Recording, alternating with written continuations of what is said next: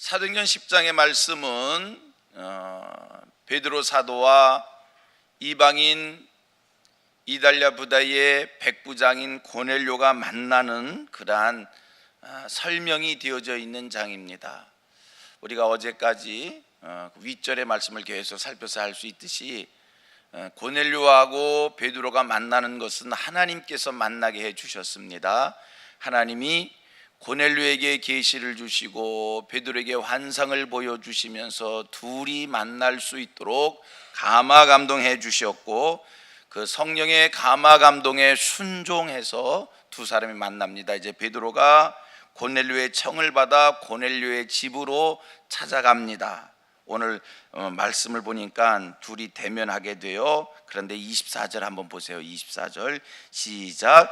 이튿날에 가이사랴에 들어가니 고넬료가 그의 친척과 가까운 친구들을 모아 기다리더니, 고넬료가요 베드로를 맞이하는 자세가 얼마나 간절한지, 베드로에게 무엇이 있다라고 하는, 그에게서 무엇을 축복을 받아야겠다라고 하는, 하나님이 만나게 해주신 거니까 그런 마음의 자세 아닙니까? 베드로에게 어떤 은혜가 있고 베드로에게 어떤 능력이 있고 베드로를 통해서 어떠한 놀라운 역사가 있을 것이다 라고 하는 이 간절함 속에서 베드로를 기다리는 그 모습을 우리가 24절에서 보게 됩니다. 뭐라고 얘기합니까? 베드로의 방문을 앞두고 그의 친척들을 모아놨고요, 심지어는 그의 가까운 사람들까지, 가까운 친구들까지 모아서 베드로의 방문을 기다리고 있는 겁니다. 간절한 준비함 속에서 베드로를 기다리고 있다는 거예요. 만방의 준비가 되어져 있는 모습을 보게 됩니다. 성실한 준비가 되어져 있는 거예요. 그냥 유대인 어떤 젊은이를 만나게 된다, 누구를 만나게 될 것이다, 그런 사세로 기다리는 게 아니라 무엇을 얻을 수 있다는, 무엇을 받을 수 있다는, 축복을 받을 수 있다는, 은혜를 받을 수 있다는, 하나님의 말씀을 들을 수 있다는 그러한 기대 속에서 베드로를 기다리는 그 모습을 우리가 지금 보게 되는 거예요.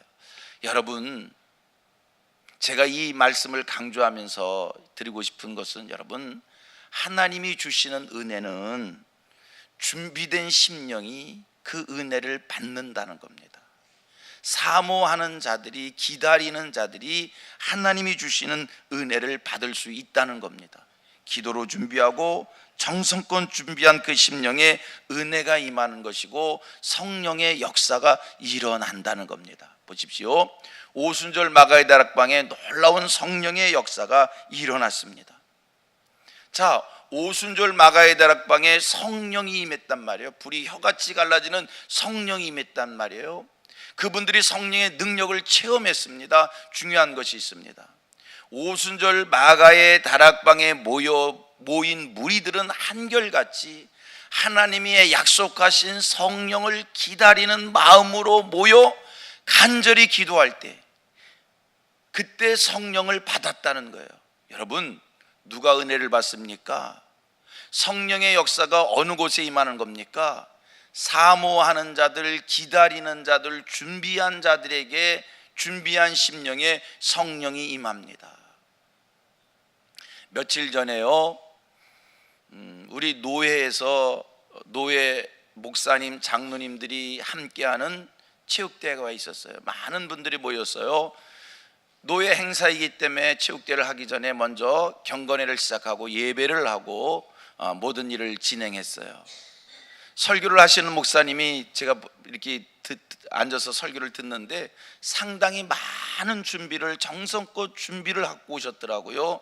체육대회 설교를 하는데 3대지 설교를 하시고 예화도 준비하시고 준비를 많이 하셔서 설교를 하시더라고요. 그래서 제가 체육대회 설교를 주일 낮예배 설교처럼 준비해서 하시네, 이런 생각을 했어요. 그리고서 이렇게 앉아 계신 분들 봤더니 목사님, 장로님들이 앉아 계신데 제가 보니까 은혜를 받는 것 같지가 않아요. 목사님은 열심히 설교하는데 본문 알잖아요. 집중들이 안 되더라고요. 제가 뭘 느꼈냐면, 체육대회 하러 왔기에 복장 자체부터 다 체육복 입고 와서요, 체육대회를 기다리고 있지 예배를 드리려고 하는 마음의 준비가 안 돼 있으니까 설교자가 설교를 열심히 준비해서 앞에서 열심히 설교하는데 들으려 하지 않고 들리지도 않는 그런 설교가 되더라고요. 깨달았어요. 은혜는 준비된 심령이 사모하는 자들이 은혜를 받는다는 거예요. 여러분, 이상하잖아요? 같은 장소에서 같이 예배를 드리고 같은 목사님한테 설교를 듣는데 어떤 이는 은혜를 받습니다, 어떤 이는 은혜를 받지 못합니다. 왜 그럴까? 내가 그 사람보다 똑똑해서인가? 아니면 내가 그 사람보다 무지해서인가?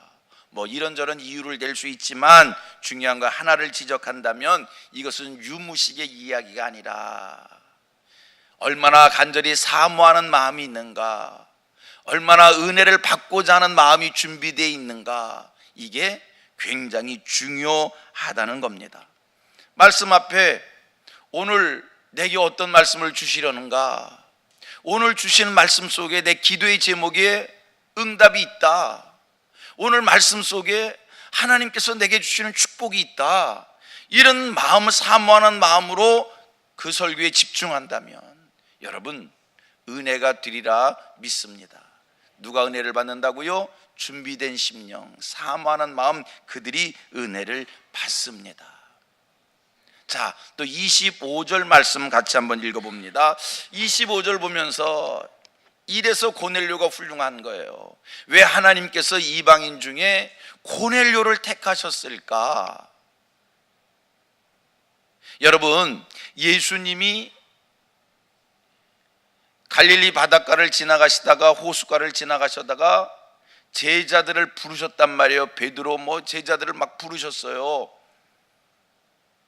눈에 띄어서 막 부르셨을까?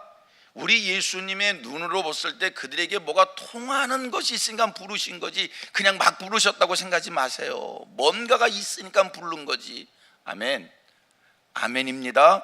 무엇인가가 있으니까 불러서 쓰신 거지. 예수님 안목으로 보셨을 때 지금 하나님께서 복음을 이방 땅에 보내시려고 하는 이 중요한 순간에 왜 고넬료를 지목하셨을까? 하나님의 사람을 대하는 자세가 다른 거예요. 하나님께서 베드로를 청하라, 이 말씀을 들었을 때 그걸 실천하는 고넬료의 모습을 보시길 바랍니다. 그 말씀 듣고 베드로를 불러올 때에 사모하는 마음이 있었어요. 준비하는 마음이 있었어요. 성실한 모습이 있었어요. 또 한 가지, 지금 25절 말씀을 보면 대단한 모습인 거예요. 같이 한번 25절 읽습니다. 시작. 마침 베드로가 들어올 때에 고넬료가 맞아 발 앞에 엎드려 절하니. 여러분, 이거 그냥 성경을 읽으면 지나칠 수 있는 얘기지만 한 번쯤 생각하면 쉽지 않은 행동을 고넬료가 한 겁니다. 왜냐하면 고넬료는요, 지금 로마 이달리아 부대라고 하는 데의 백부장입니다. 1절에 뭐라고 해요? 이달리아 부대의 백부장 고넬료예요. 로마 나라의 이달리아 부대랑, 이 이달리아 부대라는 데는 귀족 출신들로만 구성된 아주 엘리트 부대라는 겁니다. 그 부대의 백부장, 상당한 지위를 가진 사람인데, 이 점령군, 로마 나라의 이 점령군 장교가 지금 자기네들이 지배하고 있는 유대 나라의 한 젊은이, 아니 갈릴리 바다에서 고기 잡는 어부 출신인데 이 사람이 외모습이 뻔하지요.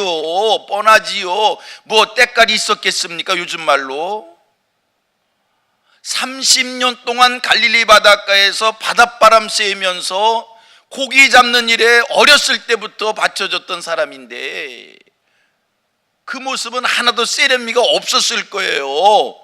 그런데 이런 사람을 맞이할 때 상식적으로 얘기하면 베드로가 고넬료 앞에서 무릎을 꿇어야 되는 거예요. 그런데 고넬료 장교가 베드로가 들었으니까 그 앞에 무릎 꿇으며 엎드려 절을 했다. 어떻게 그럴 수 있을까? 이유는 한 가지입니다. 베드로, 하나님께서 보내신 자다. 나로 하여금 하나님이 이 사람을 청하게 한 거다. 그에게 하나님의 말씀이 있다. 그에게 하나님의 능력이 있다. 그를 통해서 내가 변화를 얻을 수 있고, 그를 통해서 내가 무엇인가를 받을 수 있고, 이 속에 하나님이 하신 일이 있다라고 하는 그 생각 속에 이것저것 따지지 않고 무릎 꿇은 거예요. 베드로를 본 것이 아니라 베드로 안에 있는 말씀을 본 것이고, 베드로를 본 것이 아니라 베드로 안에 있는 능력과 은혜를 보았기에 무릎을 꿇었다는 말씀입니다. 성도님들, 하나님 말씀 앞에 겸손하고 하나님의 능력 앞에 겸손하고 하나님 은혜 앞에 겸손한 이 모습, 하나님은 이런 모습을 갖춘 자를 찾으셨고요, 그를 쓰신 겁니다. 오늘 성민교회의 모습이, 우리들의 모습이 이런 모습 되기를 원합니다. 말씀 앞에 겸손하십시다. 하나님이 하시는 일 앞에 겸손하십시다. 하나님의 능력 앞에 겸손하십시다. 이런 자들이 쓰임받게 될 줄 믿습니다. 어거스틴이 신앙의 길에 있어서 필수적 조건이 무엇이냐라고 하는 질문 앞에 그가 이렇게 대답을 합니다. 첫째, 겸손이요. 둘째, 겸손이요. 셋째, 겸손이다. 여러분, 우리들의 신앙의 길 앞에서, 신앙의 삶 앞에서 필수가 뭡니까? 겸손인 거예요. 겸손이 뭡니까? 자기를 낮추는 거예요.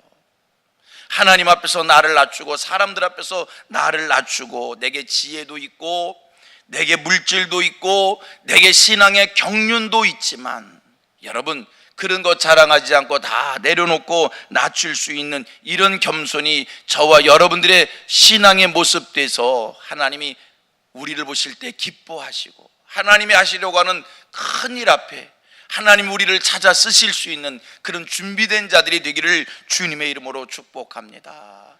겸손하십시다. 겸손하자고 얘기하면 여러분, 우리가 인격적으로 겸손할 수 있지요. 그 인격적 겸손, 우리가 훈련을 통해서 내 신분과 내 배경, 내 지혜, 지식이 있어도 자랑치 않고 섬기는 생활, 여러분, 우리가 인격적으로 겸손한 사람입니다. 한 가지 더, 신앙적으로도 겸손하십시다. 신앙적으로 겸손하자는 게 뭐예요? 은연중에 우리들 마음속에 이런 게 있어요. 난 누구들보다 기도를 많이 하고, 난 누구들보다 헌금을 많이 하고, 나는 누구들보다 충성을 많이 하고, 말씀의 설교를 들으면 나는 다 알고 있는 거고, 이건 누가 들어야 되는데, 어느 누가 열심을 내는 모습을 보면 격려하고 응원하는 것이 아니라, 이거 처음에는 다 그런 거야. 여러분, 예수 믿고 10년 되고 예수 믿고 30년 돼도 한결같은 마음으로 하나님 앞에서 낮은 자의 자세로 늘 겸손하게 한결같이 충성된 길을 가는 것, 이게 신앙인의 모습인 줄 믿습니다. 오늘은 고넬료의 모습을 통해서 우리가 깨달음을 받습니다. 여러분, 겸손하십시다. 또 하나님의 말씀 앞에 사모하는 마음, 은혜를 기다리는 마음, 이런 마음이 저와 여러분들의 신앙의 마음 되기를 축복합니다.